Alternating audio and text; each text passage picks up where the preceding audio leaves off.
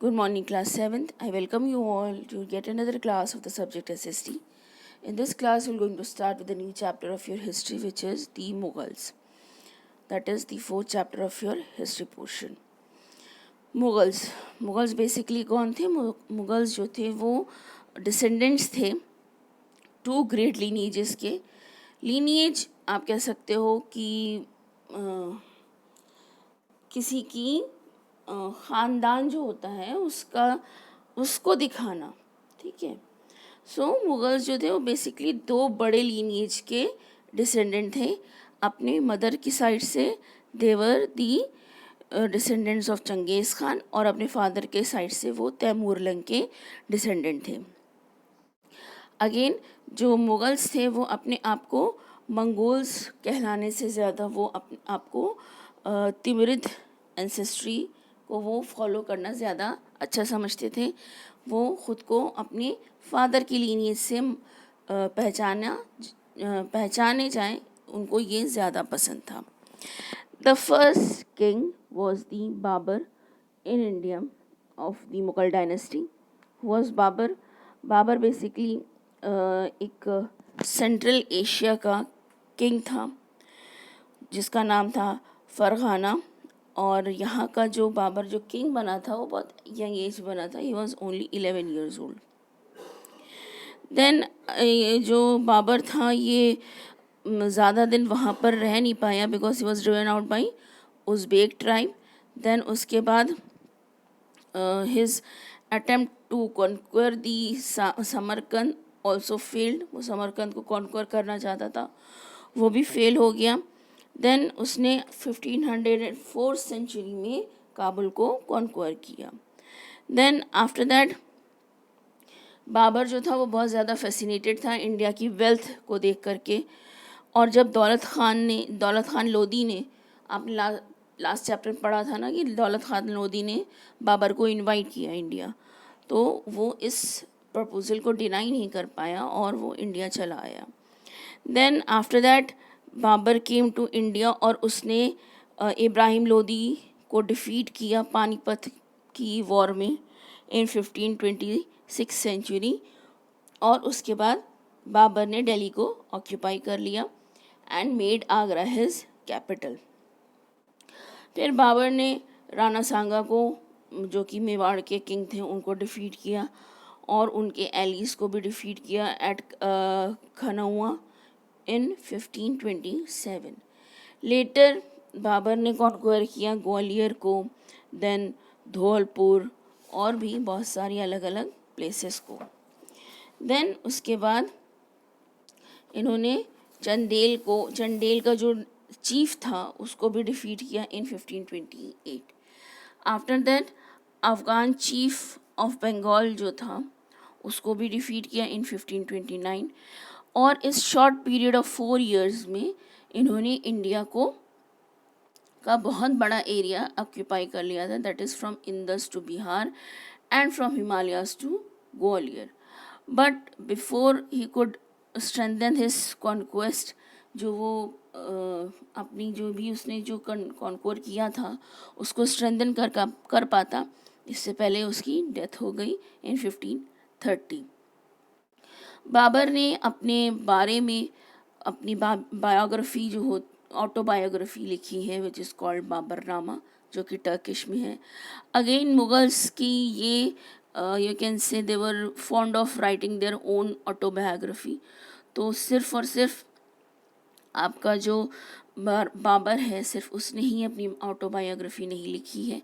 Jahangir has also written his autobiography that is called Jahangirnama, जो कि यहाँ पर जहांगीर की सिस्टर ने गुलबदन बेगम ने लिखा था.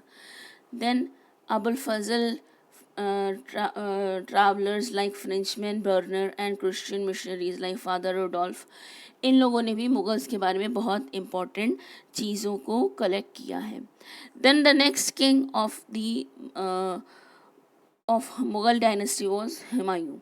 हुमायूं कौन था? Humayun was the son of Babur. और इसको हुमायूं को जो था वो बहुत बड़ा किंगडम इनहेरिट हुआ था अपने फादर की वजह से। लेकिन ये जो इनहेरिशन था ये बहुत ज़्यादा टर्बुलेंट था, मतलब बहुत डिस्टर्बिंग था। वो बहुत स्ट्रगल कर रहा था इंडिया में शेरशाह सूरी की वजह से, जो कि बिहार और बहादुर शाह जफ़र ऑफ गुजरात की वजह से। देन उसने जो है शेरशाह सूरी ने उसको चौसौर कन्नौज में डिफीट किया, और इसके बाद जो हुमायूं था he became the king without a kingdom, मतलब अब उसके पास वो किंग, तो वो ऐसा किंग बन गया जिसके पास किंगडम ही नहीं था, और वो इधर उधर पर्शिया से लेके सिंध, राजस्थान, यहाँ वहाँ सब जगह पर वो वॉन्डर करने लगा, घूमने लगा, ताकि उसको कहीं पे कोई जगह मिल जाए रहने के लिए। देन फाइनली हुमायूं ने अपना जो बेस था वो काबुल को बनाया, और उसके बाद जब वो सिंध में था, Sindh, Amarkot in Sindh, then his wife gave birth to Akbar in 1555. He again reoccupied and established his empire in India. उसने दिल्ली को फिर से reoccupy कर लिया और अपना एम्पायर फिर से इंडिया में बनाया। Then after that वो ज़्यादा दिन जी नहीं पाया। He was just in 1556 he died out of an accident. उसका एक एक्सीडेंट हो गया था, वो अपनी लाइब्रेरी में ही गिर गया और उसकी डेथ हो गई। देन नेक्स्ट किंग जिसने इंडिया का, जो कह सकते हो कि he was not Mughal but उसने इंडिया को कंट्रोल किया, the Muslim ruler, that is Sher Shah Suri. Sher Shah Suri he was the ruler of eastern India, और इसने हुमायूं को 2 बार बैटल ऑफ चौसौर कन्नौज में हराया था। अगेन जो शेरशाह सूरी था उसने हुमायूं को जब डिफीट किया तो वो सुल्तान बना दिल्ली का। शेरशाह सूरी कौन था? शेरशाह सूरी जो था वो he was the son of an Afghan jagirdar from Jaunpur in Uttar Pradesh. वो एक अफ़गानी जागीरदार का बेटा था उत्तर प्रदेश से। उसकी जो किंगडम थी वो स्ट्रेच करती थी Jhelum to Brahmaputra and the Himalayas to Narmada. और इस जो शेरशाह सूरी था इसने 5 इयर्स के शॉर्ट पीरियड में अपनी जो टेरिटरी थी वो बहुत बढ़ा ली थी। कहा जाता है कि Sher Shah Suri was a very able administrator, और उसके पास बहुत बड़ी आर्मी हुआ करती थी। अगेन शेरशाह सूरी ने जो ब्रांडिंग ऑफ हॉर्सेस है, जो हमने लास्ट चैप्टर में पढ़ी थी, उसको कंटिन्यू रखा। देन शेरशाह सूरी जो कल्टिवेटर्स था उनकी बहुत ज़्यादा इज्जत करता था, और उसने ये चीज़ अपने जो सोल्जर्स थे उनसे कहकर रखा था कि कभी भी आप अगर जब मार्च कर रहे हो तो किसी कल्टीवेटर की आपको जो स्टैंडिंग क्रॉप है उसको बर्बाद नहीं करना, और ना ही कभी आप कहीं से आओ किसी को डिफीट करके या डिफीट होकर तो उनकी स्टैंडिंग क्रॉप को आप जला दो। देन जो शेरशाह सूरी था वो बहुत अच्छा सिविल एडमिनिस्ट्रेटर भी था, और उसने एक बहुत ही strong monarchial system of government को इस्टेब्लिश किया था। मतलब एक किंग का जो सिस्टम ऑफ गवर्नमेंट होता है उसको बहुत स्ट्रॉन्ग डेवलप किया था।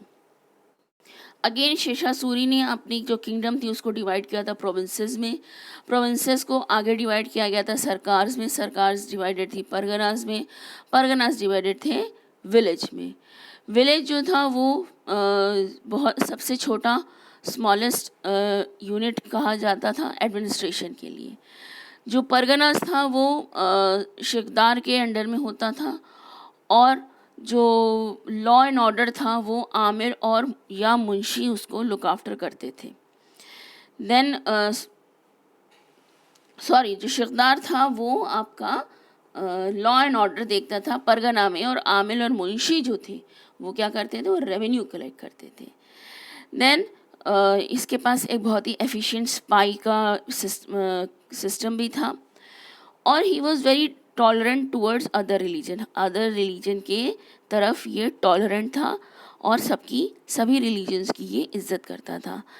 जो इंडिया की ग्रैंड ट्रंक रोड है जिसको हम जीटी रोड के भी नाम से जानते हैं, वो शेरशाह सूरी ने ही बिल्टअप की थी from Lahore to Multan and Agra to Jodhpur. Sher Shah Suri के टाइम पर जो उनकी जो एम्पायर थी उस टाइम पर लैंड रेवेन्यू सबसे इम्पॉर्टेंट रेवेन्यू माना जाता था। और लैंड रेवेन्यू को एसेस किया जाता था लैंड की फर्टिलिटी पे, कितनी उपजाऊ कोई लैंड है उतना ही वहाँ से रेवेन्यू लिया जाएगा। रेवेन्यू 1/3 ऑफ द प्रोड्यूस हुआ करता था और वो कैश या काइंड दोनों में दिया जा सकता था। देन शेरशाह सूरी ने बहुत सारे वेलफेयर के भी काम किए थे, लोगों के लिए सराय बनाई थी, जिस वजह से जो मर्चेंट्स थे वो आसानी से आ जा सकते थे और वहाँ पर इस वजह से जो मर्चेंट्स थे वो बहुत अपने आप को सिक्योर समझने लगे थे। शेरशाह सूरी के टाइम पर ही जो टोकन मनी थी उसको इंट्रोड्यूस किया गया, विच वॉज कॉल्ड दी रुपया। अगेन शेरशाह सूरी की जो हिस्ट्री है वो अब्बास खान ने लिखी है इन 1579 सेंचुरी। देन शेरशाह सूरी उसका जो करियर था ही इट वाज कट शॉर्ट इन 1554-45। कैसे? he died out of the gunpowder explosion while lying siege to the fort of Kalinjir in Bundelkhand. वो क्या कर रहा था? वो माइंस बिछा रहा था गन पाउडर की और उसी में ही एक्सप्लोजन में वो उसकी डेथ हो गई। Again Akbar, the next you can say the Mughal Empire emperor was Akbar to India. He was the son of Humayun. आपने अभी पीछे पढ़ा कि after the birth of Akbar Humayun की डेथ हो गई थी। अगेन हुमायूं के पास अपना कोई टेरिटरी नहीं था, तो ऑफ कोर्स अकबर भी बिना टेरिटरी के ही था। और when he was born in 1542, उसके बाद उस अपनी मदर हमीदा बानो बेगम के साथ वो काबुल छोड़ करके चला गया था पर्शिया। और उसके बाद when his father return to India, जब वो हुमायूं इंडिया आया था तो वो अपने फादर के साथ इंडिया आया था। कौन? प्रिंस अकबर। प्रिंस अकबर का जो ट्यूटर था उनका नाम था मुल्ला सादा। इवन दो अकबर कभी भी लिखना पढ़ना सीख नहीं पाए, but he was very much fond of animal hunting, painting, music, ये सारी चीज़ों के बहुत ज़्यादा वो फॉन्ड थे। उसके बाद एट द एज ऑफ 13 उनको पंजाब का गवर्नर अपॉइंट किया गया। उसके बाद जो अकबर थे वो उतना ज़्यादा उस जगह के यू कैन से कि फंक्शनिंग वर्किंग को लेकर के बहुत ज़्यादा अवेयर नहीं थे या बहुत ज़्यादा उसको अपने आप को ट्रबल नहीं करना चाहते थे। आपकी जो अकबर की you can say the autobiography है which is called the Akbarnama, वो लिखा है अबुल फजल ने। और आईने अकबर, जो कि आईने अकबर एक कह सकते हो कि अकबरनामा का ही पोर्शन है, अकबरनामा का वो एक पोर्शन है और वो बताता है कि आईने अकबरी जो बताता है वो बताता है कि किस तरह से अकबर ने अपनी टेरिटरी में किस तरह का एडमिनिस्ट्रेशन करता था। तो एक तरह से आप कह सकते हो कि जो आईने अकबरी है वो एक गैजेट की तरह है जो हमें बताता है कि जो अकबर था वो किस तरह का फंक्शनिंग करता था।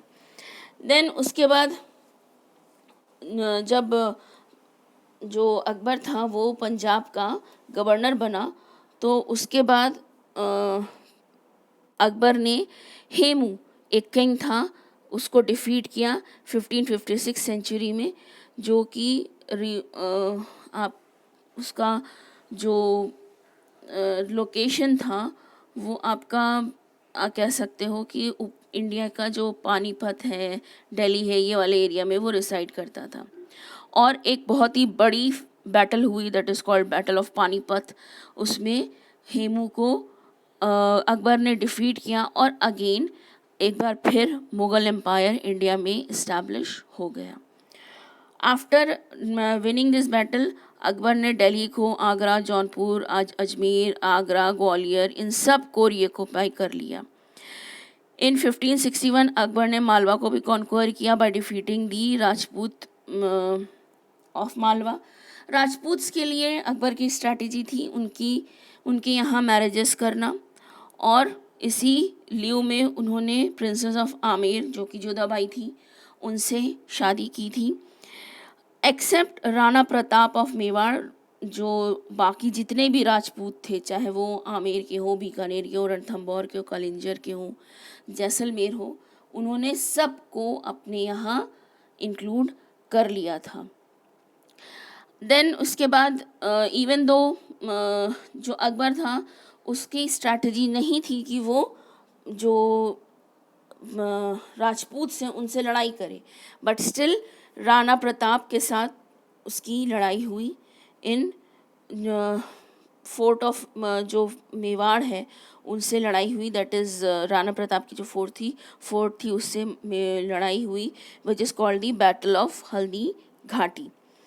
यहाँ पर जो मेवाड़ था उसने अपने आप को सरेंडर नहीं किया। राजपूत पॉलिसी के अकॉर्डिंग इस वजह से जो अकबर था उसको मदद मिली। क्या मदद मिली? वो दिल्ली और आगरा को ऑक्यूपाई कर लिया। और अकबर जो था वो क्या करता था कि what he used to do कि वो जो राजपूत की टेरिटरी को कैप्चर करता था, फिर उनको कहता था कि आप हमारी टेरिटरी में इंक्लूड हो जाइए, हम आपको आपकी टेरिटरी वापस कर देंगे, लेकिन आपको हमारा जो सबऑर्डिनेट किंग की तरह काम करना है।